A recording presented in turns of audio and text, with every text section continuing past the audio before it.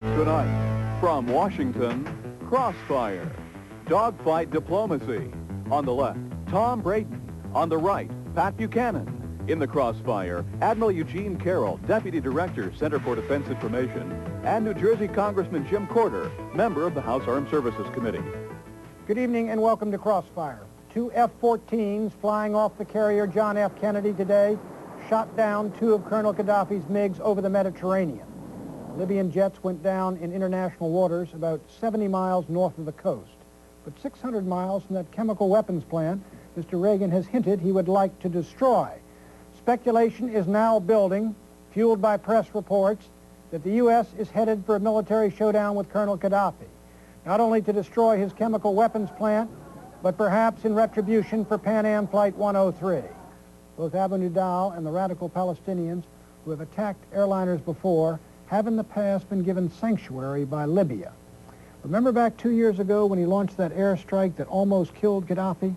Mr. Reagan warned it could happen again. We have done what we had to do. If necessary, we shall do it again. Is Ronald Reagan about to leave office with his guns blazing at his old enemy in Tripoli? Tom? Congressman Corder, it's the context that matters about this plane fight. And the context is that we've got 5 Marine brigades and a carrier fleet headed for the Mediterranean right now. Are we going to have a rerun of the 1986 bombing of Libya? No one knows whether that's the case or not. We're certainly concerned about the productions of chemical weapons inside Libya. We have good reports that they've been producing them for a period of time now. The United States has an obligation to protect our citizens, whether they be civilians or military. And that may be one of the reasons, but it really is unrelated to the incident of the day, and that's an unprovoked attack by Libyan two jets against United States pilots that were in routine maneuvers. Now, there's no, I guess we'll find out if there's questions about that, but I just want to get it clear. Do you think that it is our business to take out that chemical weapons plant? I mean, Libya has a right to... As I say before, it depends on what that is the potential use of the chemical weapons that are manufactured there. It's important to keep Libya in context. Colonel Gaddafi is the boss man of Libya. He's a well-known international terrorist. He trains terrorists all over the world, and at the present time is producing a modern chemical weapons facility. If, under some circumstances, it's necessary to take it out, it may be reasonable to do so. We'll have to wait for those circumstances. Congressman Corder, I want to come back to that chemical weapons plant, but first, Admiral Carroll, you've flown off F-14s off the John F. Kennedy.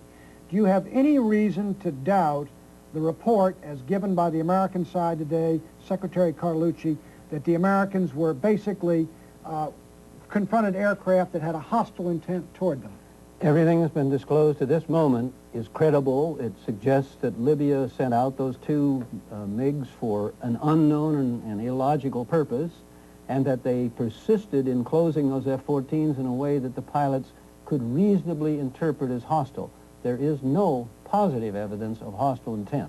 All right, but if the pilots believed it was hostile intent, they're closing with them. When the pilots were diving, the Libyans tried to stay in front of them, sort of in attack mode, then the pilots would be justified in doing what they did, correct? The pilots had to feel threatened, and they had to use their weapons to best advantage. If they let those MiGs close too closely, then the atoll missiles of the MiGs become the equivalent of our Sparrows and Sidewinders. Admiral, you remember the Vincennes? Yes. We made a mistake. We did. We first thought that we were absolutely right. You thought so, I thought so, everybody thought so, and we were wrong. Is there any possibility that we can turn out to be wrong this time? I said exactly the same thing to you in the Vincennes. Based on all we know, sitting here at this table right now, it all makes sense. But remember, the Secretary today used those sort of dread words, accelerating and descending, nosing at our airplanes. All right, suppose that turns out not to be the case. Admiral Carroll, let me follow up. We had Secretary Haig on CNN a few minutes ago, and he said, given the disposition of the American forces, the carrier was closer to Crete than to Libya. The planes were 70 miles off the coast. They weren't even beyond in the line of death, so to speak, as Gaddafi calls it.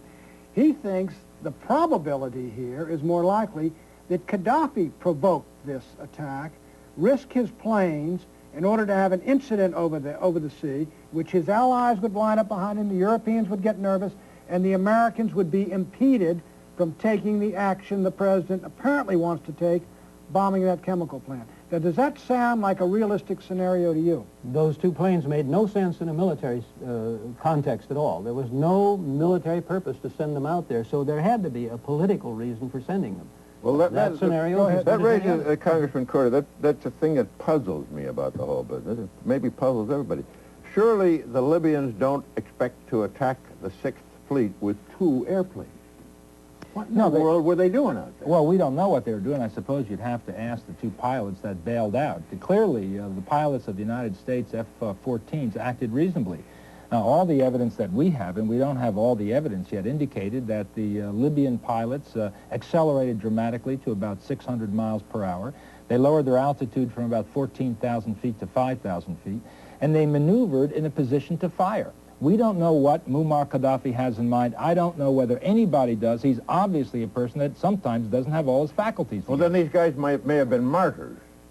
Oh, they may. They certainly, Libya produces martyrs. They produce terrorists that are willing to die for absolutely no other than political reasons. Create the impression that we're a big bully. All right, Admiral Carroll has said, you have said that our stature was damaged by this. How?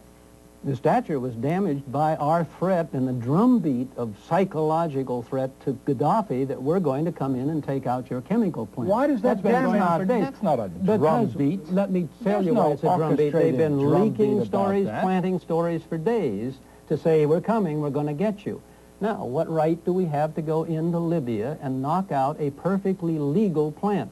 I hate the idea of their having chemical weapons, but there's no law against it. We have it. We have it. We're building more. We're appropriating money.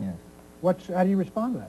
It depends on what we're not going to go in now. We have to find out what it's going to be used for. Does Gaddafi know that? Our intelligence may pick up information that the chemical weapons that are being produced there are going to be used against the American citizens. And if it is, we have to do something about it under the Constitution of the United States. Carter, do we have any right, let's take the Admiral's premise, simply because Gaddafi is building a chemical weapons plant that produces, let's call it poison gas for combat, nerve gas, chemical weapons, do we have a legal or moral right to go in and blast it? Under normal circumstances, you don't, under the rules of international law. But it's important to keep in mind that you're dealing with one of the world's greatest terrorists, a terrorist nation. And if we have reason to believe, and we have information based on intelligence gathering, that they're going to use those chemical weapons against our interests, against the citizens. Suppose we don't have that information. If we don't have that information, it's a much more difficult case. But if we do have that information, we have to protect the citizens of the United States. On that point, women, children, and other people. On that point, the chief of the CIA, Mr. Webster, says that he has absolute evidence that they are manufacturing chemical weapons. And the head of the fleet, Admiral Crow, says we ought to wait until we're sure. Now, who in the United States knows? Do you know? Well, I suppose it comes that, no, I don't know. I don't know what Colonel Gaddafi's intent is, but when you're dealing with the possibility of wiping out a military installation in a sovereign nation, you have to be quite sure. Plus, it's a political decision, as much as anything else, a timing decision of the President of the United States. I would hold that under the Constitution, he has that responsibility to protect this country and our citizens. Okay, when we come back, we're going to ask, did America's European allies help build that chemical weapons plant? And why are America's European allies so silent over what happened today in the Mediterranean?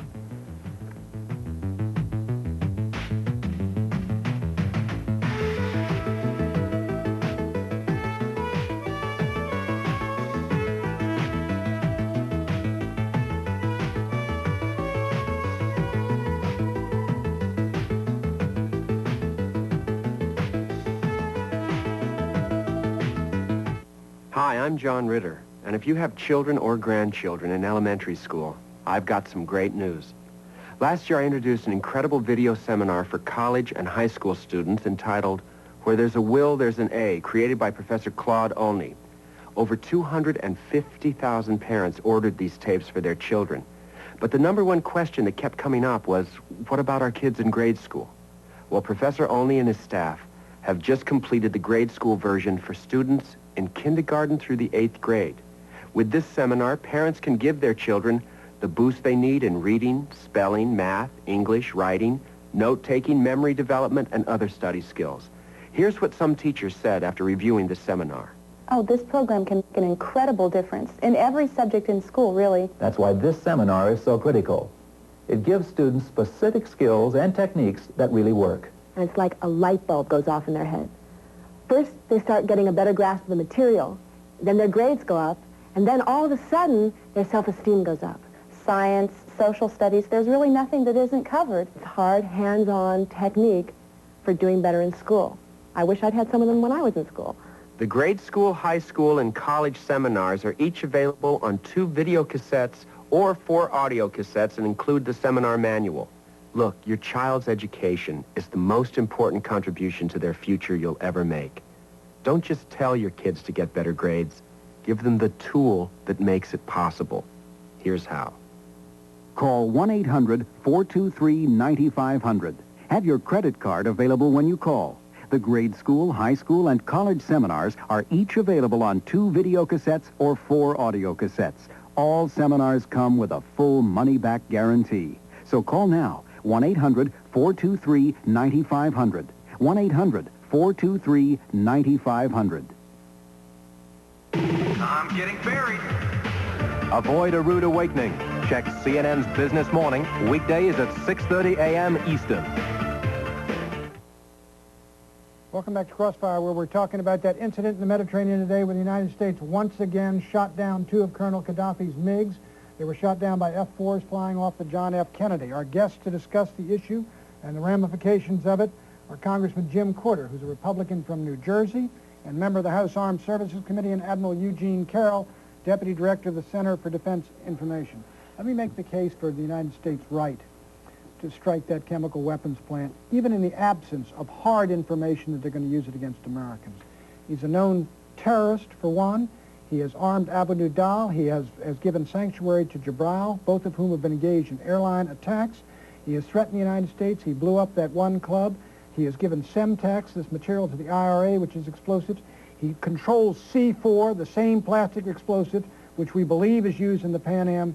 In other words, we have a known terrorist and a powerful circumstantial case. He's still involved in terror, and he's developing terror weapons. I think the United States has a moral right to make a preemptive strike to destroy that plant and not to have to wait till some innocent people, whether in Chad or Egypt or Israel or somewhere else, suffer from it. Admiral Carroll, why don't you respond to that? You're saying the United States should put itself above the law, that we alone should be the arbiters of what is legal and proper behavior, and that we can use military force against a smaller and weaker adversary at any time and place of our choosing. There is nothing, unfortunately, illegal about making chemical weapons or stockpiling them. Until such time as there is evidence that it is being used, they are being used in an illegal manner because the use is illegal, you have no earthly right. Congressman Courter, I want to ask Congressman Courter on that point. If we decide to blow up this plant, if that's what President Reagan intends, wouldn't it be a little bit smarter to accept Gaddafi's offer to inspect the plant? He has said to us, you can come and look at it. It's a bogus, bogus statement. It's political, it's bogus, it's just simply for public relations. He says international inspectors, probably at his choosing, and if not at his choosing someplace else, can inspect the plant once. We know at the present time, during this show, they're shipping chemical agents outside in order to prepare for that one-time inspection. Everybody, let me make this point if I can, Tom. Everybody knows that a plant used for pharmaceutical purposes, if it's co-tooled, can revert back to the production of chemical weapons in a matter of hours. So what good is one inspection on one day when he knows all about the inspection? I realize that, but would it not look a little better to our European allies if before bombing it, we looked at it, and if while we were looking at it, we said we'd like to look at it every 2 days or at the drop of a hat? Or put a UN team there as observers. I think if Muammar Gaddafi said you could have an international team of permanent inspectors, that's one thing. But clearly he's just trying to get the upper hand with regard to politics on it and public relations. He's not. He said one inspection. That's unacceptable. Congressman Courter, let me play devil's advocate on behalf of Admiral Carroll. This is a strange alliance. It is. It is. Iraq has chemical weapons. Syria has a chemical weapons plant. Syria has harbored terrorists. It had engaged in terrorism. Iraq slaughtered 5,000 Kurds with its chemical weapons plant. Our country refused. We're not beating up on Libya because we know Gaddafi cannot strike back, and so therefore we take the little one and hammer him constantly and let the others go? I think you're talking about an awful group of nations. There's no doubt about it, and I would have told we should have at least had economic sanctions against those countries that you mentioned. But I think the point here is the fact that you're changing the status quo. There are those countries that do now have chemical weapons, but we don't want the proliferation of chemical weapons in the hands of an individual like Muammar Gaddafi, who has sworn that he wants to kill American innocents. I don't think that's good policy, and I don't think it makes moral sense. Congressman Carroll, excuse me, Admiral Carroll, I don't want to demote you there. I agree with the congressman that you don't have to wait for a sworn enemy who has threatened you to complete all his preparations and then strike. You can make a preemptive strike. I think we have a moral right to strike that plant. Whether it is a politically wise or not, I don't know. Go ahead. There's the very point I'd make, and the point you've made. We're going to leave our allies behind. They're going to abandon us, and we're going to be on our own as the pariah who's willing to come in and belt the small man in our own interests in accordance with our own terms. Why should we play the lone? Why should we play the lone ranger? Sometimes it is important for a country like the United States to stand up for what is right, what is correct, and what is just. To say, in essence, Admiral Carroll is suggesting that the United States is the pariah in that part of the world, is an absurd statement. It's Muammar Gaddafi. It's international terrorism that is the pariah. What we're trying to do is to protect ourselves against it, to protect our own citizen, acting in a reasonable fashion. I didn't say we were a pariah. I said if we take it upon ourselves to be the power that goes in there and strikes that plant illegally in violation of international law, we'll become a pariah because our allies won't support us. And there's a good alternative. Admiral Carroll, what do you think of our heroic allies, though, if it is true that West Germany helped build this thing, and we got to risk the lives of American pilots to go in and destroy us, and they say, aren't you terrible, when they're building these things?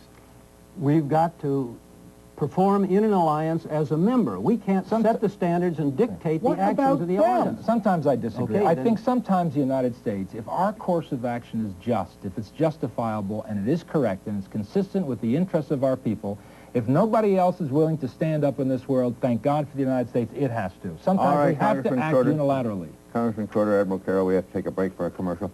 When we get back, we know that Colonel Gaddafi can commit terror in retaliation for these two planes that were downed. But are we ready for that response? We'll be right back.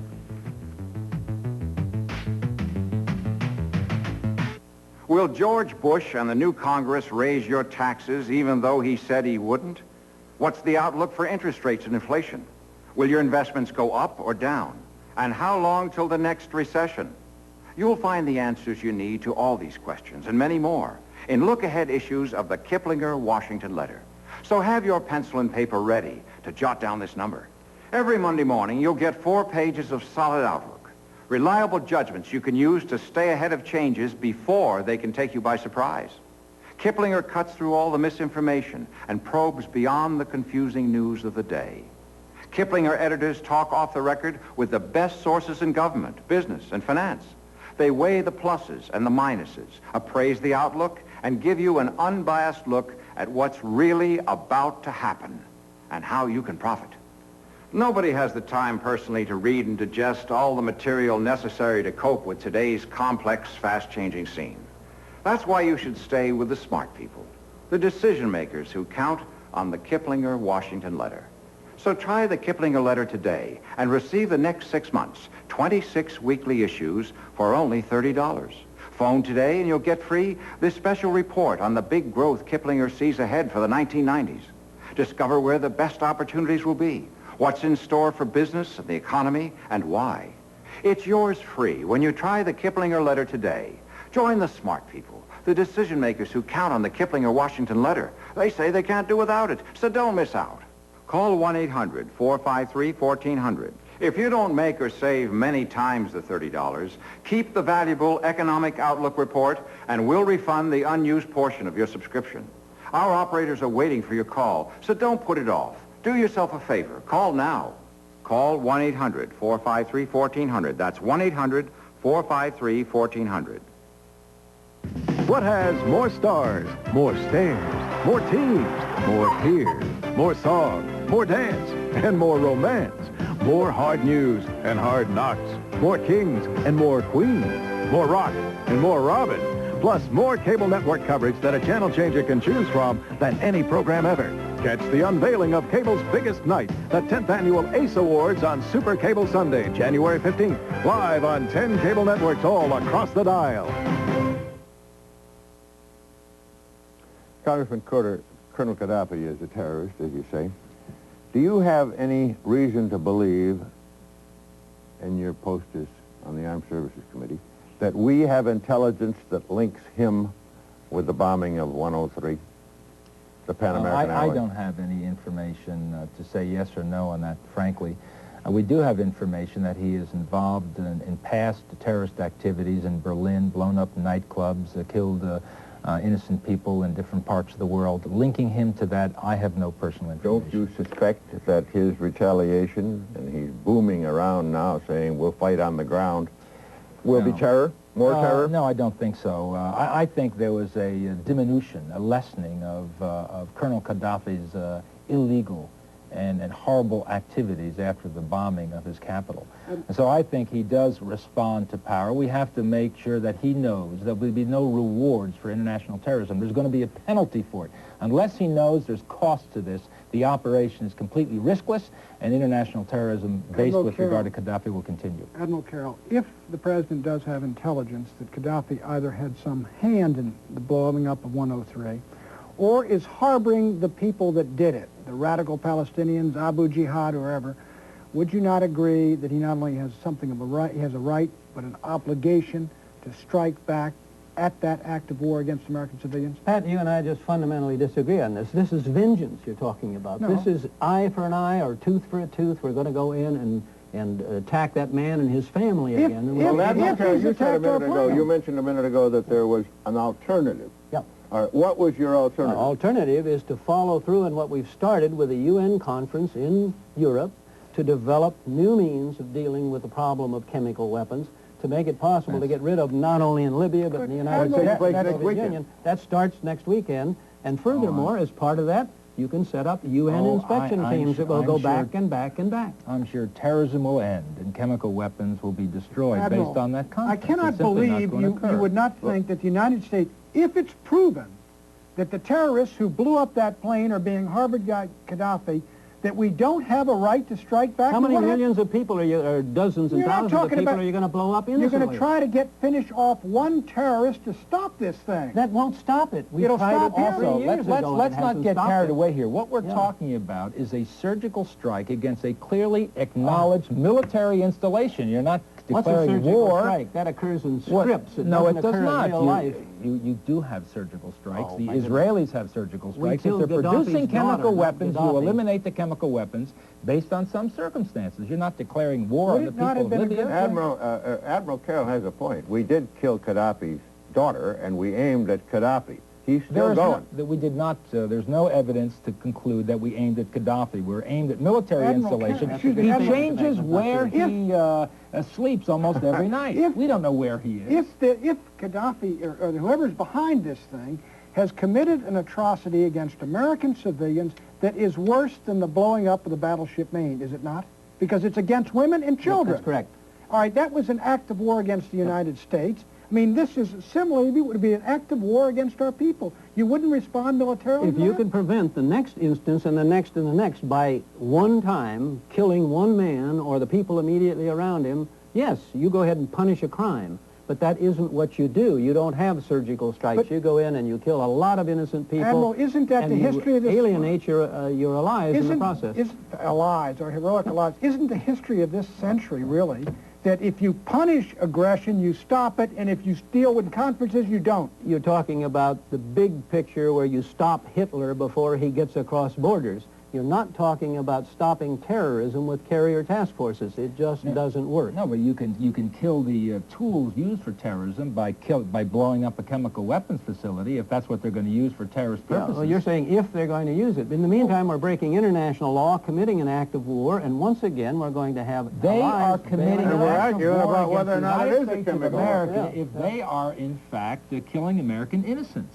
We have to do something about it. You're postulating something that hasn't happened. Nation You're saying, therefore, Gaddafi's not a terrorist. I didn't say that at all. Please don't put words in my mouth. By definition of terrorism, he's using means to kill innocents for political purposes. Yeah, we haven't even proved he produced a chemical weapon, much less that he's used one illegally, and it isn't a crime to produce them, unfortunately. Admiral Carroll, Congressman Corder, thank you for being a guest on Crossfire.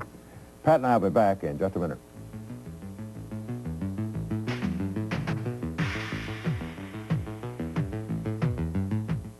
When we go on vacation, I take a bottle with me. If his back acts up, I know Metaprine's definitely going to work. I'm a 5th grade teacher, which means big headaches, which means Metaprine. Metaprine has ibuprofen, and nothing's proven faster. Metaprine really works. When the pain gets tough, get Metaprine. We've studied your mouth from every angle and created a toothbrush with a very special angle, the Reach toothbrush, with a dental angle designed to clean even back teeth better, to get your teeth 51% cleaner than the other leading brush. Reach for 51% cleaner teeth.